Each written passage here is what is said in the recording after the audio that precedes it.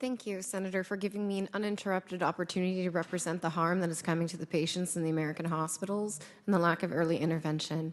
My name is Nicole Sirotek. I'm a registered nurse. I've been a registered nurse for over a decade. My specialty is critical care, trauma, and flight. Since the start of the COVID pandemic, I've actually been rebranded, I guess you can say, as a leading expert in early intervention strategies executed on a large mass scale using the FLCCC protocol, as well as COVID patient ventilator protective strategies to optimize COVID patients on the ventilators. My story actually begins back in May of 2020. I was one of the original nurses that went to NYC to help with the COVID pandemic, because as we remembered, they needed nurses, and most importantly, they needed ventilators. Well, I was the whole package, a flight nurse that can manage ventilators. And when I arrived there, the gross negligence and the medical, malfeasance that happened in there and the complete medical mismanagement of these patients is what has led us to the situation that we're in right now. The pandemic and the hysteria that was created from poor public health measures and poor execution of appropriate early intervention strategies and the handicapping of medical professionals doing their job has led to where we are right now and into the crisis situation that we are in. I will use several key case studies that will represent larger descriptive statistical information for what I'm going to speak of. But when I was in New York, and what continues to happen today, is that many of them are not dying from COVID. Now, many people don't know about me is that I'm actually a master's prepared biochemist, and I have worked extensively with the HIV virus, tracking genetic mutations. So I feel very comfortable going toe-to-toe with some of these doctors here, although I am not a doctor, I'm just a nurse. But what we saw in these front lines, we knew what was happening. And when we asked for the ibuprofen, they said, no, it was contraindicated. When we asked, why aren't we giving them steroids? Oh, well, it's not. We were just following orders. Following orders has led to the sheer number of deaths that has occurred in these hospitals. I didn't see a single patient died of COVID. I've seen a substantial number of patients die of negligence and medical malfeasance. When I was on the front lines of New York, I'm unfortunately known globally viral as the nurse that was in the break room sobbing, saying that they were murdering my patients. The pharmaceutical companies had gone into those hospitals and decided to practice, I guess you can say, on the minorities, on the disadvantaged, on the marginalized populations that we know that we had no advocates for, because the very agencies that should have been protecting them were closed because we were sheltering in place. Now, while I was there and I saw that the pharmaceutical companies were rolling out remdesivir onto the patients, I tried to get a hold of the IRBs, I tried to get a hold of my appropriate chain of command, I tried CMS, I tried Department of Health, and they rolled out remdesivir onto a substantial number of patients for which we all saw it was killing the patients. And now it's the FDA-approved drug that is continuing to kill patients in the United States. As nurses, we've collected a statistical or descriptive amount of information that you may not get from the doctors, because from where they do quantitative data, we do qualitative data with a humanistic, phenomenological approach in nursing research.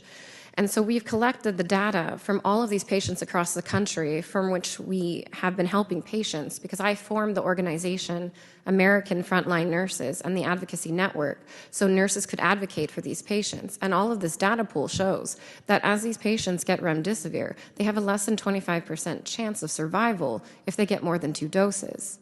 Now they're rolling it out on children as well and into the nursing homes or skilled nursing facilities as early intervention, when, as Dr. Pierre Corey and Dr. Merrick have already demonstrated, that there are cost-effective medications out there, and we are going to see the amplification of death across our country. And we haven't even touched on the vaccines, for which all of our expert panels have already very well described that situation, so I won't touch on that, since many of them are by far superior to me than even I could ever hope to be. But I can tell you that 2 days ago, I flew out my first 10-year-old with a heart attack, and I had to fight the doctor in the ER because he's like, 10-year-olds don't have heart attacks. And I argued back and forth for 30 minutes to force his hand to get an EKG, to find out that he had almost a complete STEMI, which is ST elevated myocardial infarction, for which you could see it lit up on the 12-lead EKG. And he's like, well, that's not possible. And I'm like, well, he was just vaccinated yesterday. It is very much possible. At any given time, people are getting a hold of me and the nurse advocates at American Frontline Nurses to help advocate, because as you've seen, there is victim shaming that it's anxiety, it's this. But in actuality, if they put down that it was a vaccine injury, the physician, the corporation, the hospital, the clinic, they actually won't get reimbursed. So it gets labeled as anxiety or neuropathy or Guillain-Barré syndrome, when in actuality, it's very realistically a vaccine injury. Now, I'm not, even though I founded American Frontline Nurses, I've traveled extensively to South America, India, and South Africa, working in hot zones, stopping the spread of the virus, and working with early intervention. And nowhere in those countries, in developing nations, do I see these issues that we see here in the United States. It's actually, I'm a very proud American citizen. I come from a family of immigrants, and my mother told me that the United States is the best country in the world, though granted I am biased being an American. And our level of healthcare has been deteriorated to substandard third world nation healthcare, whereas I tell people you are better off in South America in a field hospital than you are in level 1 trauma designer hospitals in the United States.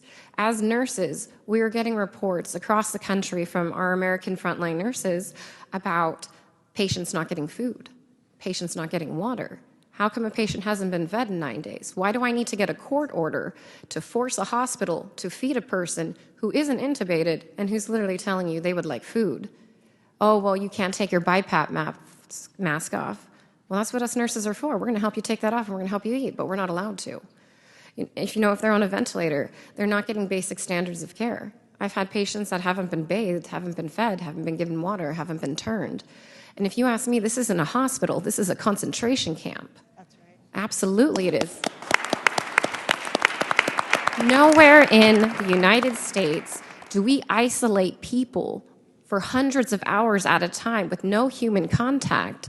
It's not even allowed in the prisons. You are not allowed to isolate a prisoner for beyond a certain extensive amount of time, because it is horrible for their mental health and is considered inhumane. However, in these hospitals now, we're allowed to isolate patients from their families for days, and you have to say goodbye to them over an iPhone, as Jennifer Bridges has just demonstrated to us, or she has to shuttle people in to see. And personally, I was fired for sneaking a Hispanic family in to say the last rites to their family. And so thank you, Senator Johnson, for giving nurses the opportunity to come and represent our patients, because as you can see, we're not often thought of as leading professionals, though we are the missing link between the doctors and the patients. So thank you so much for this time. Morgan.